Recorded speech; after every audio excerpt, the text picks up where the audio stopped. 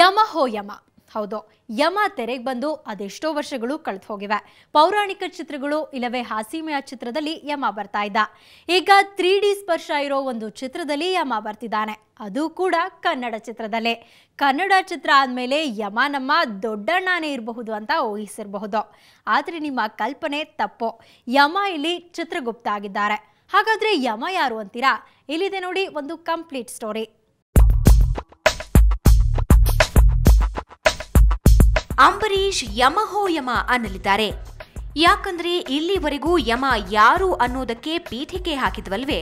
ಆ ಯಮ ಪಾತ್ರಧಾರಿ ಬೇರೆ ಯಾರು ಅಲ್ಲ, ನಮ್ಮ ನಿಮ್ಮ ನೆಚ್ಚಿನ ನಾಯಕ ರೆಬಲ್ ಸ್ಟಾರ್ ಅಂಬರೀಷ್.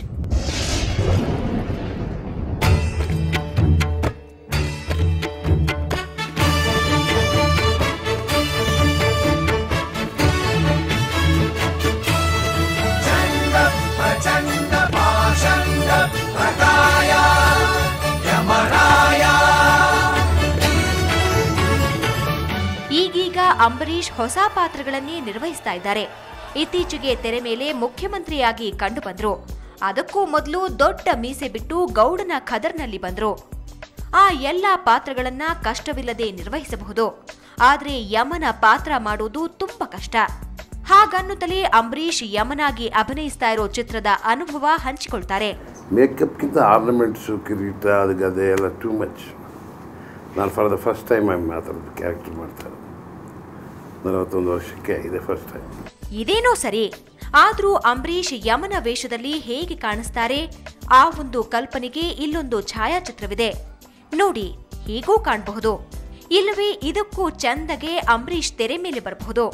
ಆದ್ರೆ ಯಮ ಅಂದ್ಮೇಲೆ ಹೀಗೆ ಅಲ್ವೇ? ಕ್ಯಾರೆಕ್ಟರ್ ಅಂತಾರೆ, ಯಮನ್ ಕ್ಯಾರೆಕ್ಟರ್ ಅಂದರೆ ಅದು ಕಷ್ಟ. ಈ ವಯಸ್ಸಲ್ಲಿ ನನಗೆ ಮಾಡೋದು ಕಷ್ಟ. ಸ್ಟಿಲ್ ಅದೇ ಫೋರ್ಸ್ ಮಾಡಿ ಅದು ಮಾಡ್ತಾ ಇದ್ದಾರೆ. ಡೈರೆಕ್ಟ್ರು ಕೂಡ ಒಳ್ಳೆ ಡೈರೆಕ್ಟ್ರು, ಆರಾಮಾಗಿ ನಮಗೆ ಎಲ್ಲರೂ ಟೋಟಲ್ ಯೂನಿಟ್ ನಮಗೆ ಅಡ್ಜಸ್ಟ್ ಆಗೋ ಥರ ಕೆಲಸ ಮಾಡ್ತಾರೆ. ಅದರಿಂದ I feel it easy to work finish. ಚಿತ್ರೀಕರಣ ಗೌಪ್ಯವಾಗಿ ನಡೀತಾ ಇದೆ. ಚಿತ್ರದ ಬಗ್ಗೆಯಾಗಲಿ ಅದರ ಫೋಟೋಗಳಾಗಲಿ ಯಾವುದೂ ಇನ್ನೂ ಬಹಿರಂಗಗೊಂಡಿಲ್ಲ.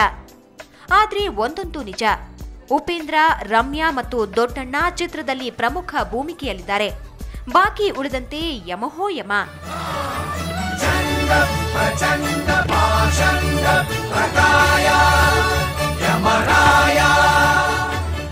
Raven P Jevoor, entertainment bureau, Suvarna news 24/7.